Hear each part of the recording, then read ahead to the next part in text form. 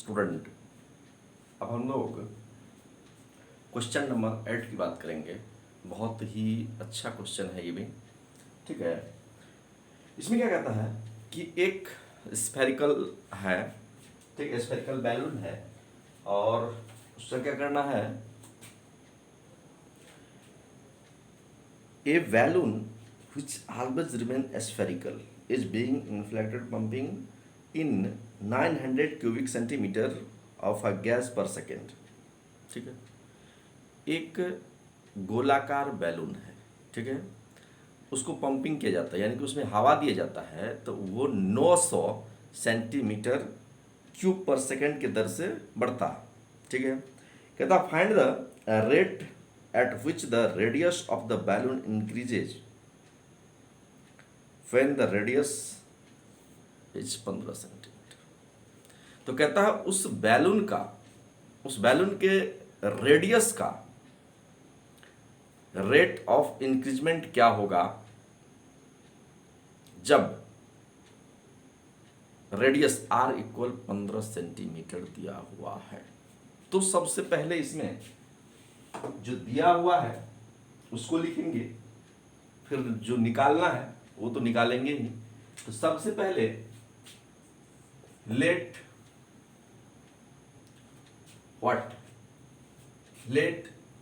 Are be the radius of a spherical balloon, ठीक है। Are जो है रेडियस है स्फेयर का, ठीक है। अब चलते हैं आगे। तो जाहिर सी बात है, यदि हम वॉल्यूम ऑफ स्फेयर निकालेंगे तो क्या हो जाएगा 4/3πr³, ठीक है स्टूडेंट, कुछ ऐसा हो, ठीक है। हमको बोला जा रहा है कि दिया हुआ जो है वो dv/dt 900 सेंटीमीटर क्यूब पर सेकेंड, ये हमको दिया हुआ है, ठीक है। अब स्टूडेंट इसको हम डिफरेंशिएट करेंगे, ठीक है। इसको जब डिफरेंशिएट करेंगे तो देखिए क्या हो जाएगा, dv/dt इक्वल क्या हो जाएगा 4/3πdr³ और dr/dt। स्टूडेंट इसको बारीकी से समझो, कैसे ये काम कैसे करता है। हम पहला ही क्लास में rate of change of quantity के पहला ही क्लास में आपको हम बोले थे कि एक बंदा है कि ये एस डिस्टेंस तय करता है, ठीक है, एस डिस्टेंस तय करता है मान के चलो, और इसको एस डिस्टेंस तय करने में टी टाइम लगता है। क्या लगता है? टी टाइम लगता है। तो जाहिर सी बात है del S by del T, इसको मैं लिख सकता हूं, ठीक है। तो मेरा एवरेज वेलोसिटी निकल जाएगा, ठीक है, करेक्ट।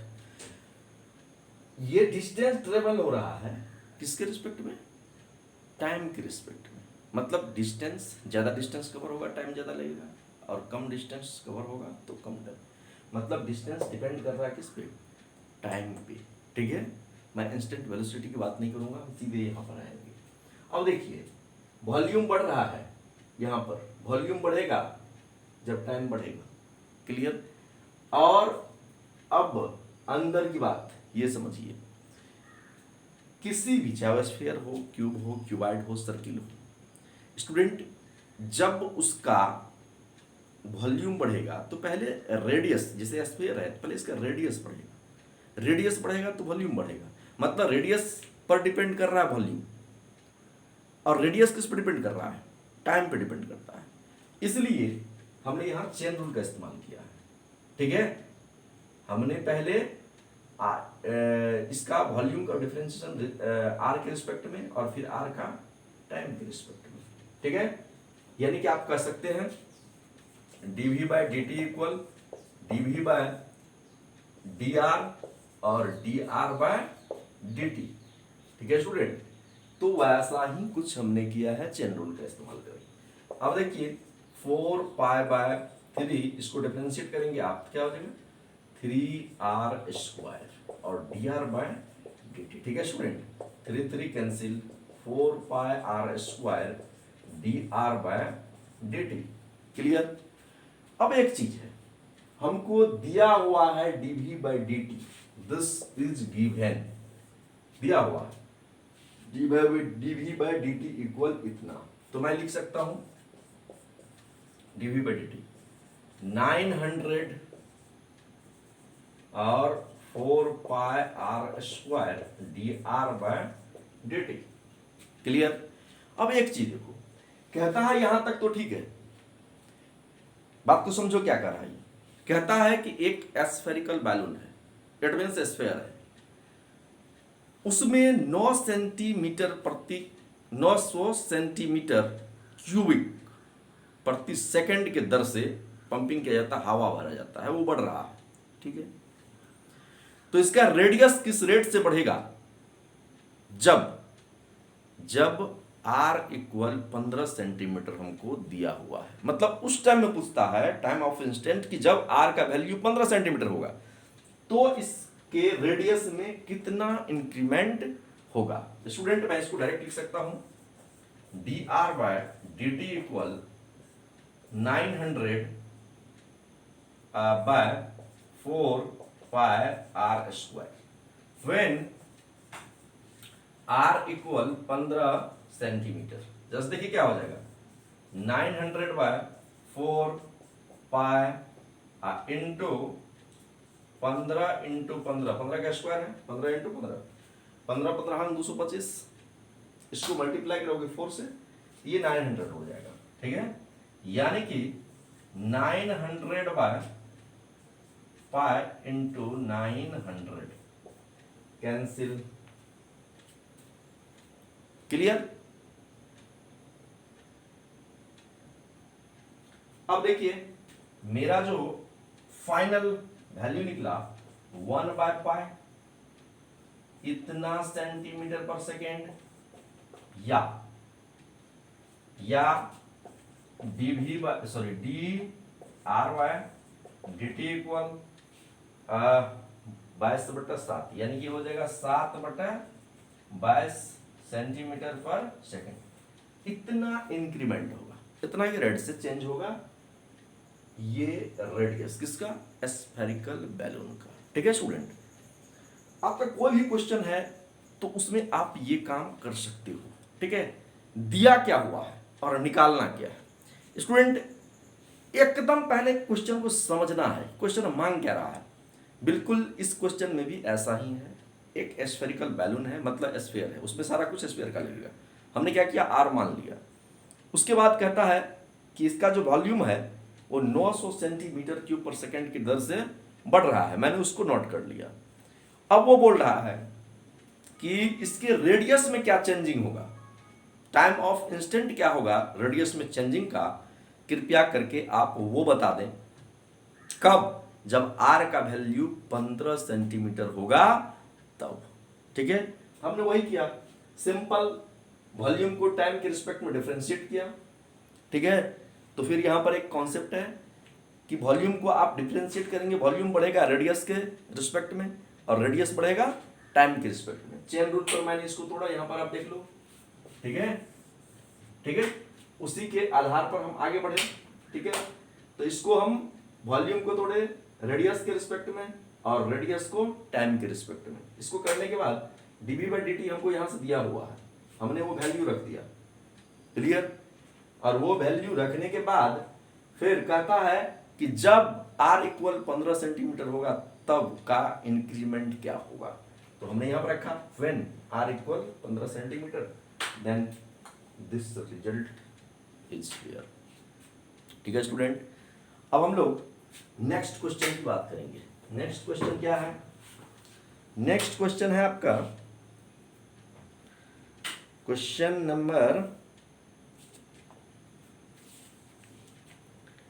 क्वेश्चन नंबर है 9 नहीं 10 लेंगे हम लोग, क्योंकि 9 नंबर क्वेश्चन बहुत ईजी है। कहता है वालों ने ऑलवेज रिमेन स्फेरिकल वेरिएबल, ये 8 और 9 एक ही तरह का है। ठीक है, हम क्वेश्चन नंबर 10 की बात करेंगे। ठीक है, क्वेश्चन नंबर 10 कहता है कि a ladder 5 metre long, a ladder 5 metre long being against a wall, मतलब एक सीढ़ी है जो 5 मीटर का है और उस वॉल पर वो रखा हुआ है। फिर बोल रहा है the bottom of the ladder is pulled along the around along the ground always from the wall at the rate of 2 centimeter per second. How fast the height of the wall decreasing when the foot of the ladder is 4 meter away from the wall. Student इसको समझो क्या करो।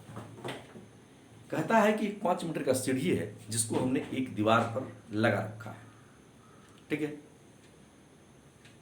अब क्या है, वो सीढ़ी 2 centimetre प्रति सेकंड की दर से खिसक रहा है, आगे की ओर मूव हो रहा है, खिसक रहा है 2 सेंटीमीटर प्रति सेकंड के दर से।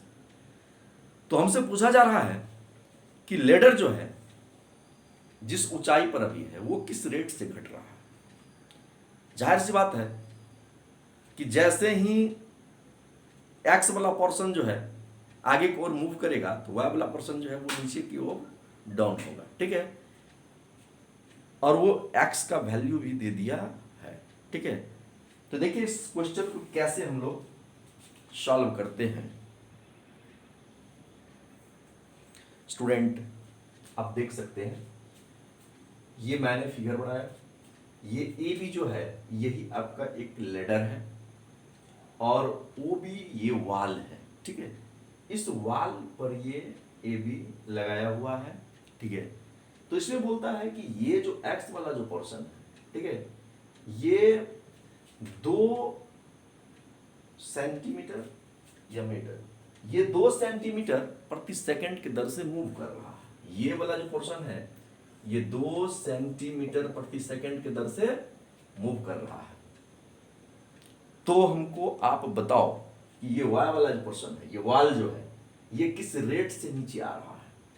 जाहिर सी बात है स्टूडेंट कि ये यदि इधर मूव करेगा एक्स वाला पोर्शन, तो वाई वाला पोर्शन जो है लेटर का वो डाउन होगा। ठीक है, तो हमने क्या किया, लेट ए बी जो मैंने लेडर है इसको मैंने लिख दिया कि let A B the ladder and O B wall at an instant O X equal X और O B equal Y. Student यहां पर देखिए ये एंगल 90 डिग्री है, 90 डिग्री है, तो यहां पर कुछ ऐसा होगा, एक्स स्क्वायर जोड़ वाई स्क्वायर इक्वल 25। ठीक है, लंब का स्क्वायर जोड़ आधार का स्क्वायर बराबर क्या होता है, कर्ण का स्क्वायर, जो हमने किया यहां पे। अब एक चीज देखो, इसको हम लोग डिफरेंशिएट करेंगे। ठीक है, इसको हम लोग क्या करेंगे स्टूडेंट, इसको हम लोग डिफरेंशिएट करेंगे। ठीक है, किसके रिस्पेक्ट में, टी के रिस्पेक्ट में। जरा सा देखो, ये हो जाएगा आपका 2x dx by dt plus 2y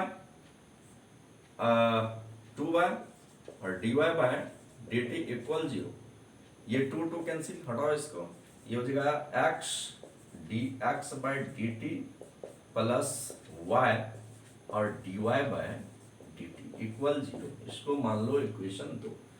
अब एक चीज है, हमको यहाँ x वाला पोर्शन जो इसका वैल्यू दिया हुआ है 4 मीटर, लेकिन हमको y वाला पोर्शन का वैल्यू पता नहीं है। तो हम क्या करेंगे, सिंपली इक्वेशन 1 में हम x का वैल्यू पुट करेंगे। ठीक है, अब समझो, put x equal 4 in equation 1, तो क्या हो जाएगा, 4 का स्क्वायर प्लस y का स्क्वायर इक्वल 25। स्टूडेंट तो देखिए क्या हो जाएगा, यहाँ से y इक्वल हो जाएगा 25 माइनस 16, यानी कि y का वैल्यू हो जाएगा 3। क्लियर? आपके पास x का वैल्यू 4 है और y का वैल्यू 3 है। क्लियर? एक चीज और जो हमको दिया हुआ है, हमको दिया हुआ है dx bye dt equal 2 centimetre प्रति सेकेंड।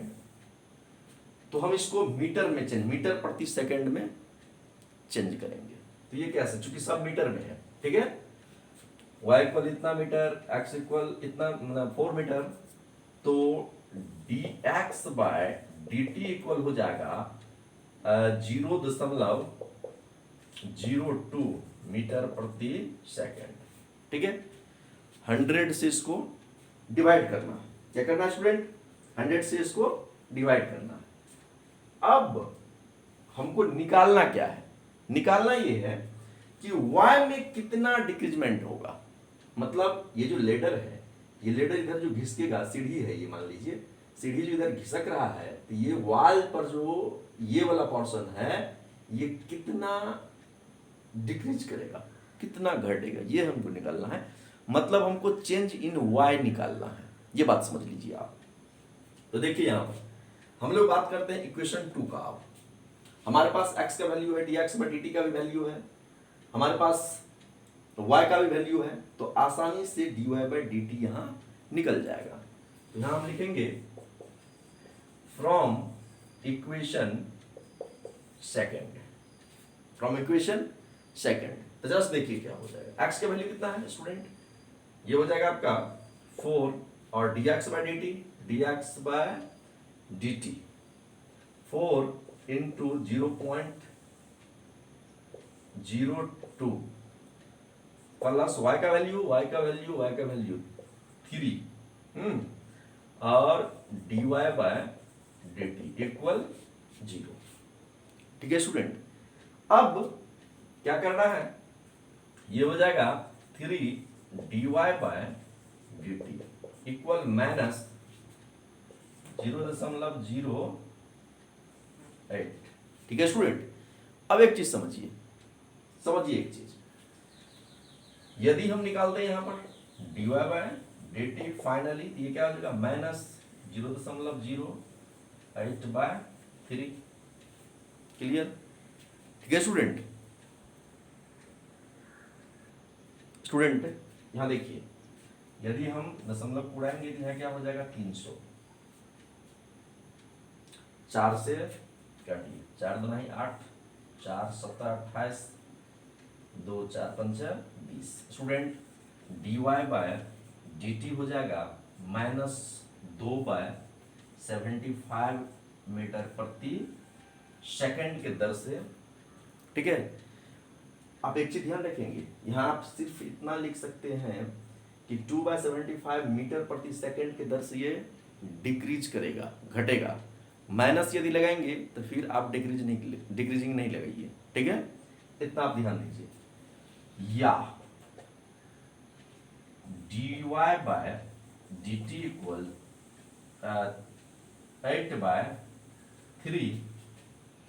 8/3 सेंटीमीटर प्रति सेकेंड के दर से डिक्रीज कर रहा है, घट रहा है। दो में से एक चीज कीजिए, या तो ये वाला लिखिए -2/75 मीटर प्रति सेकेंड के दर से डिक्रीज हो रहा है, घट रहा है, या 8/3 सेंटीमीटर प्रति सेकेंड के दर से ये घट रहा है। दो में से एक बात। क्लियर? तो हम लोग देख रहे हैं कि फाइनल जो मेरा रिजल्ट निकला है, तो 2/75 मीटर प्रति सेकेंड के दर से वाल जो है, इस पे लेडर जो लगा हुआ है वो डिक्रीज कर रहा है। ठीक है, लेडर डिक्रीज कर रहा है इस वाल पे। क्लियर? 2/75 मीटर प्रति सेकेंड। स्टूडेंट याद रखना है यहाँ पर थोड़ा सा, इसलिए कि आप कहेंगे -2/75 सेंटीमीटर प्रति सेकेंड, तो माइनस और कर रहे हैं कि आप डिक्रीज करेगा, तो माइनस माइनस क्या हो जाएगा? प्लस हो जाएगा। दो में से कोई एक बात बोलना। यदि माइनस लगाएंगे तो डिक्रीजिंग नहीं करेंगे, डिक्रीजिंग नहीं बोलेंगे, और डिक्रीजिंग बोलेंगे तो माइनस नहीं बोलेंगे। दो में से एक काम करना है आपको। ठीक है, ये हुआ क्वेश्चन नंबर 8 की कहानी, ठीक है। क्वेश्चन नंबर 8 है या नहीं, सॉरी 10 है, क्वेश्चन नंबर 10 है ये, क्लियर। अब हम बात करेंगे नेक्स्ट क्वेश्चन की, ठीक है स्टूडेंट।